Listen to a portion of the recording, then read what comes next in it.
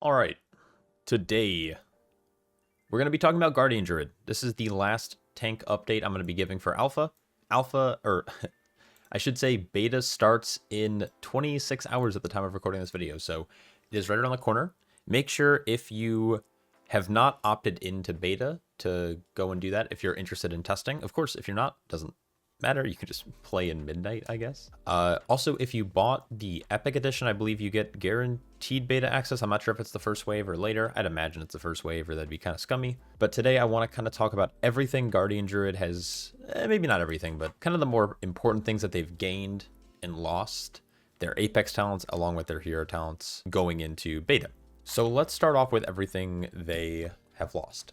So starting in the class tree, one of the bigger things that they no longer have access to is an ability called Renewal. This is essentially a free health pot. It has been replaced with their shared node, which was Asenia's Renewal, which is basically like a free proc. Whenever you take more than 12% of your health and damage, you get healed back for 10%. So this is fine. I think players are going to miss having the control of having Renewal. Oh, also, server shutdown in 11 minutes, so I might need to rush this a little bit. They also lost Nature's Vigil. I believe Innervate has then been moved down here, and it's been replaced with Gift of the Wild. This is just increasing Mark of the Wild on yourself, which is pretty good. The biggest thing that Guardian Druids have lost is Thorns of Iron. So this no longer exists in your tree, so you are no longer going to be spamming Iron. Well, okay, you're still going to be using Iron Fur fairly regularly. It still works as it used to, where it gives you a percent, like a portion of armor. And the more Iron Fur stacks you have, the better. But you are no longer degenerately spamming it over most other abilities, because it's the most effective way to not only mitigate damage, but also heal and do damage. Kind of on the better side, at least in my opinion, they have removed all of the Berserk nodes for the most part and kind of baked most of them into one. Berserk now provides you with a reduced cooldown on Mangle, Thrash, and Growl, and reduces the cooldown of Frenzied Regen. So they have a little bit of persistence or unchecked aggression in there, but essentially they removed the unchecked aggression and persistence kind of nodes, which opened up more talents in the tree, which I think most people will prefer having Berserk being in the state, even though it is technically a nerf state if you don't pick up all the Berserk nodes. They've also removed things like Pulverize, which is down here in the corner. They've removed Rage of the Sleeper, and they have removed things like Earth Warden. So those more staple talents in the Guardian Druid tree have been removed. So those are no longer ways to, like, you no longer you have like less cooldowns. Pulverize being gone is probably a good thing. Earth Warden obviously was a more staple talent over the years. Don't know if it's being played now, if I'm being honest, but back when I pushed for title on Guardian Druid, Earth Warden was a very important thing to have and mitigated most of your damage and keys. Kind of like a staple of the Guardian Druid kit. So that's everything that's been removed that I would consider notable. There have been some other minor tweaks and changes, but not going to get into that in this video. Mostly because server shutdown is now 9 minutes. So what have we gained? Now, we've gained a couple of good things. First, I already mentioned Gift of the Wild. This is going to increase Mark of the Wild on yourself by 100%, meaning that you're going to now have 6% more damage and a 3% DR, which is pretty good. Not too shabby. My favorite thing that they added is actually an ability called Harnessed Rage. So this grants Mangle an additional charge, and when you maul, or I guess cast Raise, above 80 Rage, you're going to have an increased chance to activate Gore by 100%. So what this means is it's going to incentivize you to basically always, not even like, it's so weird to describe, like it's going to reward you for kind of sitting at a high rage count. So I'm going to try to build up some rage here. So I'm above 80 rage. So when I raise, my chance to reset Gore is going to be pretty high. And so what ends up happening is that you can just kind of consistently proc Mangle and raise back to back, giving you a lot more single target damage, and it has other kind of inner workings within the class. So I think this is one of the better talents that has been added. You're probably, this is me just shooting shit out my ass. I don't even know if that's not even a saying, but you're probably going to play this in most builds, whether you're playing Druid of the Claw or Elune's Chosen. I really like this talent. I think it interacts really well with a lot of other things, especially things like Red Moon, which was introduced this season as well, or going into Midnight. They've also added things like Sundering Roar and Waking Nightmare. These are talents that I've talked about in previous videos. Sundering Roar is a small AoE. I shouldn't even say small. It's like does a pretty good bit of burst damage. It also resets the cooldown on Thrash, and it allows your Thrash to basically stack up a couple of extra times, up to 5. So it depends if you're playing Flashing Claws or not. If you're playing Flashing Claws, this will be able to stack up to 10 times on the enemy. Now it's going to take me a second to proc it here. I have a couple of issues with this talent in particular. There is the issue with, in order to fully utilize or fully max out the damage of Sundering Roar, besides being an incarn, the chances of you getting to actually 10 stacks in that 12-second window is really, really tight. So Thrash is a 6-second cooldown, and the buff lasts, it's more like 5 point something, but you're able to, in theory, get 3 Thrashes out in that window. Meaning that unless you get procs from Flashing Claws or you're inside of incarn, you're never going to actually, well, I shouldn't say never, but it's almost impossible to get to all 5 stacks, meaning that this cooldown's potential is going to be limited on a lot of other talent choices and different conditionals, which I'm not a big fan of. I think Sundering Roar should be taken off the global cooldown, and I think that would help being able to get at least 1 Thrash out. Also, it would make it feel a little less clunky during your cooldowns. The last big thing that they've added is a talent called Red Moon. Red Moon turns your Moonfire into a single target big damn ability. It makes it become a 30-second cooldown, and it does a ton of damage over that duration. So what it does is it channeled the power of the Enraged Moon, dealing almost 30,000 arcane damage to your target over 8 seconds, and then casting Mangle will extend its duration by 1 second and generate 8 rage. Now, I'd like to see maybe a different version of this ability. I think there's some things that they could do to make this thing a little bit stronger. First off, it's kind of hard to use in Mythic Plus, just doesn't really make a whole lot of sense. And then on top of that, the whole kind of mini game you're doing here is you just want to essentially spam Mangle as much as you possibly can once you hit Red Moon. So if we put Red Moon on this target here, we're going to have this buff, and every time we Mangle, we're going to actually extend it by 1 second. Now, the issue with this is that you're going to kind of hope for extensions or extra gore procs from Harnessed Rage, but the most I've ever been able to extend it with probably pretty lucky procs is like 4 or 5 in Mythic Plus. So you're going from 8 seconds to, 12 seconds, 13 seconds, which means that it's going to do a lot more damage, but it's also like, I don't know, it's just not that enjoyable to play because you can't really make it extend for a long period of time, which is what you would think would happen. Now, the thing about it is that Galactic Guardian makes it so Red Moon, whenever your Galactic Guardian procs, it's not going to proc a Red Moon on any target, it's going to just proc a random Moonfire.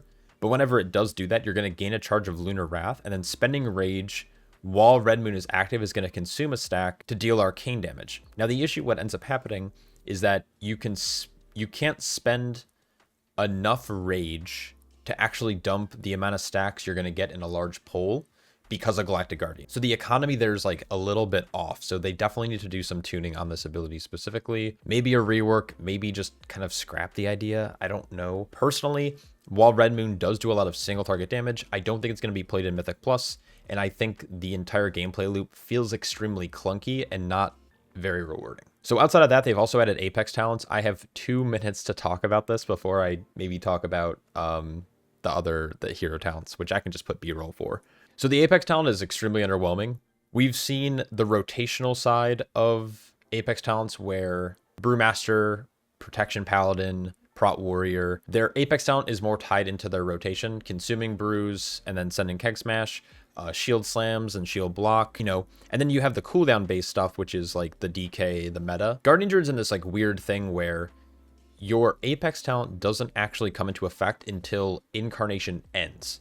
What it does is when Incarnation or Berserk ends, you gain 3 different buffs of 2 stacks each, and those things buff your next, or I guess Echo, your next Iron Fur, Frenzied Regen, and Maul. That's really cool, except it's really not that impactful at its base level, and as you continue to progress down the tree, it's going to give you increased mastery by 3% per point in Wild Guardian, like the middle node. And then it's going to echo at 100% effectiveness and then 150% effectiveness.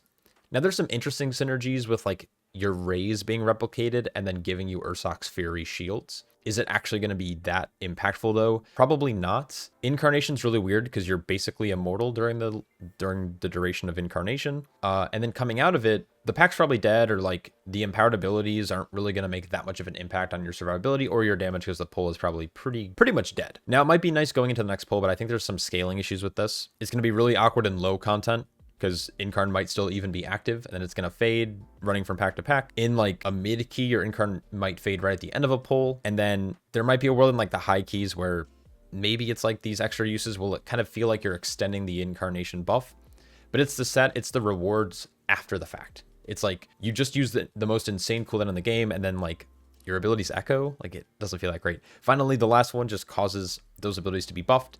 Iron Fur will absorb 8k damage. Frenzied Region will grant you Dock, and then of course Maul does damage over time. Now servers are going to shut down, and GG. I think realms are probably down forever. So I want to just kind of talk about, and I'll probably put up B-roll footage of the rest of the stuff, or maybe I'll actually pull up like the WoW head talent tree. Now, what was really weird is in phase 6 of alpha, they have pretty much, why am I looking at Feral Druid? Let's change that to Guardian. In the phase 6 of alpha, there were no notes for Guardian Druid, which I think had some people concerned. Now, of course, it's alpha, so I wouldn't be too concerned about it. It seems like a lot of their kind of focus was on some of these other tanks, Protection Paladin, Brewmaster Monk, Warrior. Even VDH and BDK haven't been touched that much in like recent builds, but I would say that out of all the tanks, I think those two are further along than something like Guardian Druid, and Guardian Druid is kind of in like a rough spot. The Apex talents don't synergize really well with either of the hero talent trees, in my opinion. It's like a clunky, not super rewarding playstyle. I don't know what they could do. I would say for Guardian Druid, I would take a different approach. And of course, this is just my subjective thoughts about it, but the issue that I have with Guardian Druid is that the Apex talents being rewarded after Incarn feel extremely anticlimactic because they're not more powerful than Incarn. It's not like at the end of Incarn you get this crazy burst of damage. If anything, you're more susceptible to dying. Unlike something like BDK where you're getting random procs of your like cooldown, or meta where you're getting procs that give you the ability to go into meta or a stacking agility buff. The Incarn one for Wild Guardian just feels really, really bad. Now, of course, they could make a change where your Thrash or your Bleed ticks or your Dot ticks have a chance to proc Incarn for a few seconds. Like, they could go back to like the Sepulcher style of tier set where when you're in Incarn, you radiate damage or something, and you have the chance to proc into Incarn after spending Rage or after like, you know, using Iron Fur on Dot ticks. They could do something like that, which I think would make Guardian Druid feel a little bit more flavorful. They could also kind of go back, why do I say go back? This is the first Apex talent they try to design. They could try to take more of like a warrior approach where instead of focusing on the Incarn ability, which of course is a staple of the Guardian Druid, they could go more things tied into Thrash, Moonfire, Iron Fur, etc. I just think out of all the Apex talents, well, I'm not some of them are fairly boring, i.e. Warrior. I think the Wild Guardian is just like not enjoyable design, if that makes sense. So when I was testing both of the builds I was kind of playing with, which is both Druid of the Claw and Elune's Chosen, I actually opted out of using the Apex talent. Don't get me wrong, I tested the Apex talent. I ran all 4 points, but it was the most underwhelming, non-satisfactory talent I think I've ever had. In bear form, my Guardian Druid currently on alpha had like 300, let's just say 300, like 80k health, 390k health. So an 8k absorb twice from Iron Fur is like literally nothing. It's a it's a 2% health absorb twice. So it's 4.5, not even 4.5. It's a 4% absorb tied to a 3-minute cooldown that gets cooldown reduction. How, like, is that just not the worst? Now, of course, tuning hasn't been done yet. They could easily bump this number up to 30,000, and then all of a sudden Iron Fur is insane after Incarnates.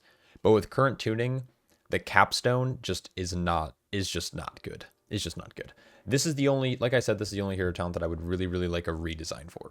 So moving on from that, let's talk about Druid of the Claw. Let's talk about the hero talents, but we'll start with Druid of the Claw. So there's a couple things that were added here. The first thing that was added was Limb from Limb. Now this causes your auto attacks to have a 30% increased chance to make Maul become Ravage. Now, originally you would think this would be good, but what they ended up doing is they ended up actually nerfing the proc rate of your capstone, and they reduced it from 25% down to 20%. Now, presumably this is to make Incarn feel a little less required to just have like the most insane kind of back-to-back procs. I'm just kind of checking random things right now. So they've nerfed Claw Rampage, but then they buffed, or they added Limb from Limb. So it ends up kind of equalizing out. And in theory, this should have you have more chances to proc Ravage outside of Incarn, which is good. Though it does make Incarn feel a little less impactful. And the other problem that I kind of mentioned before, they removed the unchecked aggression node, which was somewhere in the tree here. They've kind of restructured the tree a little bit, but because you're no longer getting haste while in Incarn, Incarn feels pretty bad. And so having the reduced Ravage casts on top of not having the haste kind of has this like interesting compounding effect that just makes Incarnation kind of feel a little stale. While it is a very powerful cooldown, giving you access to more Thrashes, more Mangles, basically growl spamming, you can Frenzied Regen all the time. It has a 100% reduced cooldown, so you can just Frenzied Regen every other global just to infinitely have HOTS on yourself. Very OP cooldown, just not with this change. Now, I'm not down bad on Druid of the Claw. I like Druid of the Claws and its playstyle and its theme, but that change kind of like, it kind of just like makes it evens it out. It adds a talent, but it evens out its power because they've nerfed a talent when adding the talent. They also added Exasperating Wounds. This is a talent that they kind of shifted, I believe, Killing Strikes over, and they put this here underneath Dreadful Wound. So basically, you proc Ravage, which then gives you a Dreadful Wound on the target, which, well, it procs Ravage, which then Ravage applies a Dreadful Wound, and then they deal less damage to you. And then on top of that, they also will now take more damage from your bleeds over time. Well, the only thing that you're really taking bleed damage from when you're playing Druid of the Claw is going to be your Thrash bleed. Now, of course, if you are kitty weaving and applying Rake and Rip, that's also something. It's more something that you're going to see, though, in like raid environments. You're not really going to see Guardian Druids and Mythic Plus kitty weaving, but that might change. One thing I forgot to say that they added was this thing called Persistence. When you shapeshift out of bear form, its health and armor bonuses slowly decay over 8 seconds. So in Mythic Plus, you probably could actually do a little bit of kitty weaving, but we have to see what the tuning ends up looking like. Because there's some other talents in your class tree that also do similar stuff, like Fluid Form and whatnot. Anyways, the last thing they added is Twin Claw. Your attacks, I guess any of your single target attacks have a chance to follow up with a Twin Claw, dealing a portion of your attack power and generating rage. This is basically only going to be Mangle and Maul / Raise if you're playing Raise. Free proc, free rage, nothing crazy. I can't really tell if it has an animation from my testing. They might add one. If not, you're just getting free damage. At the end of the day, this hero talent feels, I don't want to say boring because that has like its own connotation to it, but it's Guardian Druid, right? It's a simple tank.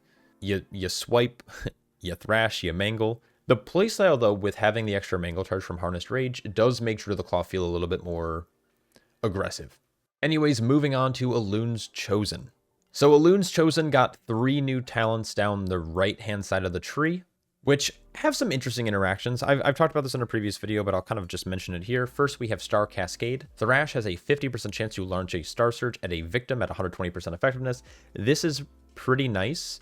It's an additional free damage event that's happening. Star Surge can do a fair bit of damage.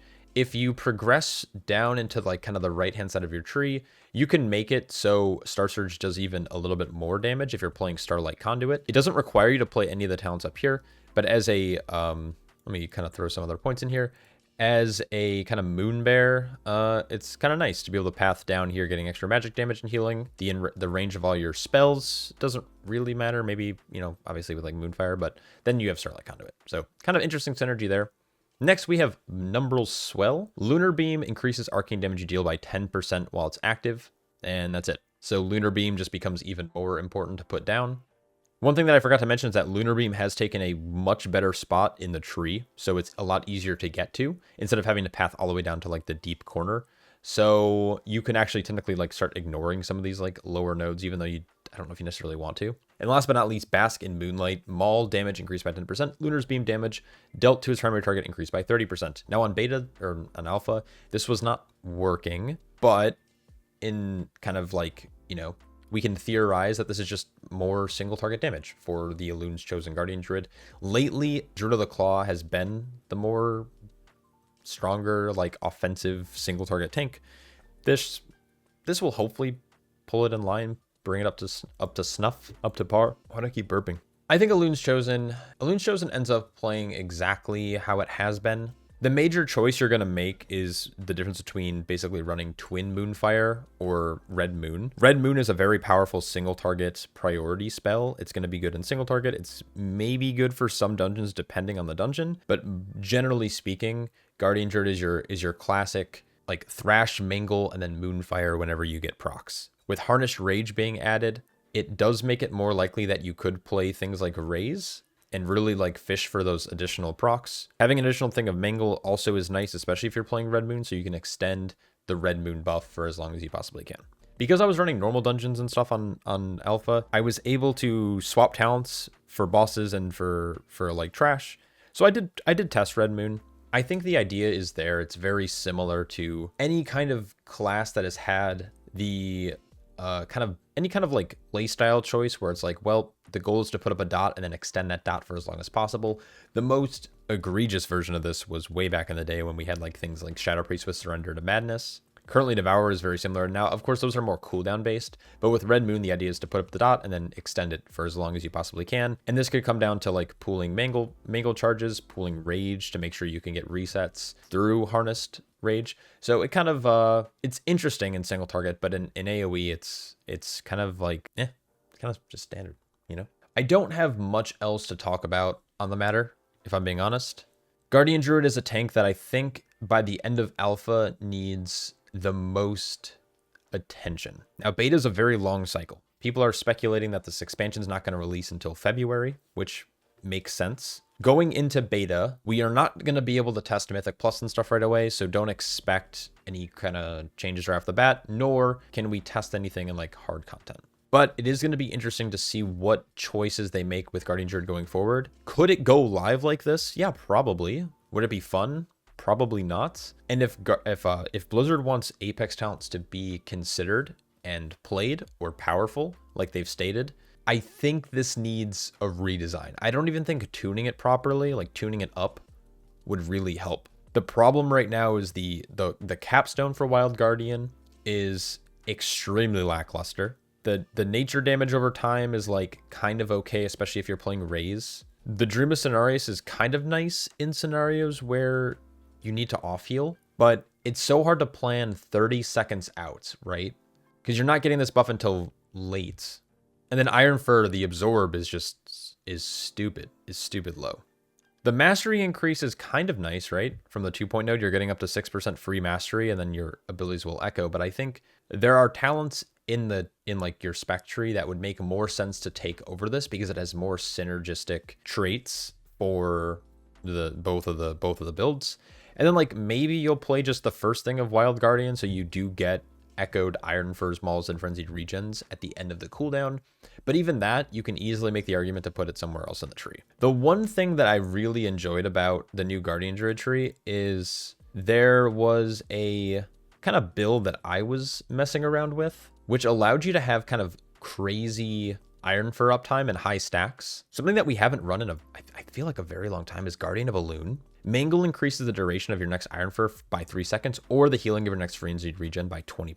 So what I really liked about this talent, and maybe it's because I'm a Brewmaster main, but it makes Mangle have this like very similar hit combo effect that Brewmaster has, where you want a Blackout Kick and then Keg Smash, or Blackout Kick then Tiger Palm. And before it was like Blackout Kick or Breath of Fire. With this ability, it's when you mangle, before you mangle again, you want to make sure you're casting Iron Fur or Frenzied Regen. And with the additional 3 seconds on Guardian of Elune, that has like some nice synergy with things like Ursoc's Endurance. Barkskin Iron Fur increased by 2 seconds. So you have to spend less rage to have more Iron Fur uptime, which then allows you to dump more rage potentially into things like Raise or Ravage when you're playing Druid of the Claw.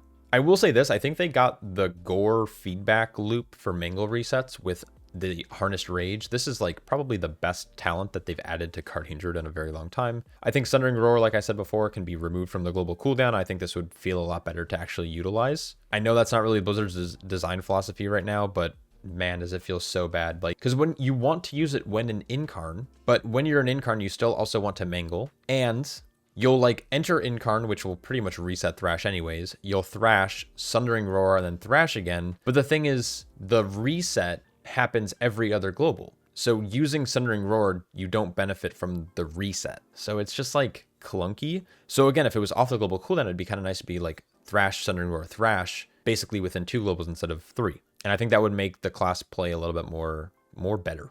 So fucking bad in English. Anyways, that's pretty much it. Guardian Druid is in a...